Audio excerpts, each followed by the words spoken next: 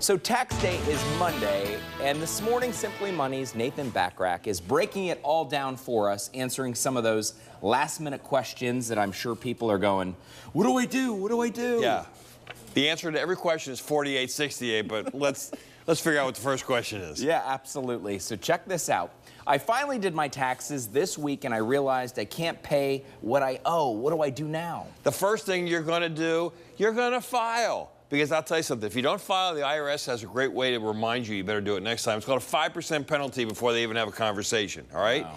So you've got to file, otherwise you'll have a failure to file penalty. Now, the IRS will charge you about 0.75% a month. That works out to about 9% a year if you want an installment plan. And if you've been paying your taxes up until this point, and you've been a good boy or girl, and you've never been delinquent, and this is first time, you'll probably get a good deal from the IRS, and you'll get an installment plan that'll work out just fine. However, one thing don't do not use your credit card to pay the tax bill that you owe, because that's going to be 14%, the average credit card interest rate, and there's usually an origination fee because this isn't a purchase, this is a cash advance. It gets real messy, but be straight and honest with the IRS. Look, they only want one thing. They want the money. So talk to them.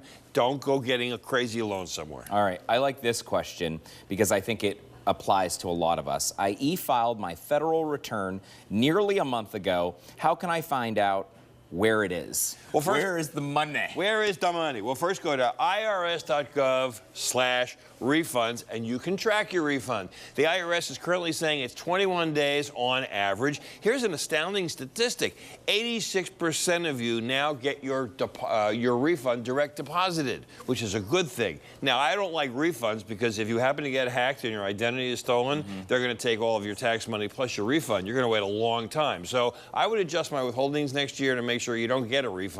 I think the goal, we should have a game here at Simply Money to figure out how we can get the smallest refund, because that means you haven't overpaid the government. But 21 days on average until you'll see your refund. Okay, so I also saw in here the tip of the day, simple enough, is if you take pictures or if you're doing a lot of things online, make sure you're deleting that information because then it, as you mentioned, could be susceptible to your phone gets hacked. I mean, look, there's a million ways that you can lose money these days. Somebody got my Social Security number from a hospital because they're not as nearly as well guarded, that information, as other places.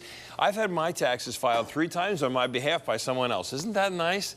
Really? Yeah, if you wind up getting a debit card in the mail and you didn't ask for it, do not authorize it, because that person is about to file your taxes and then have that tax return we talked about electronically. Go right to the debit card. You'll never see it. So I've got a special number now with the IRS, so it's very complicated, and I got a special code now that I've been stolen. And I did everything I told you to do, and I still got hacked. So get rid of all this data if you do it electronically, so there is no trace. Well, and like you said, immediately go right back to the IRS if that happens. Yes, absolutely.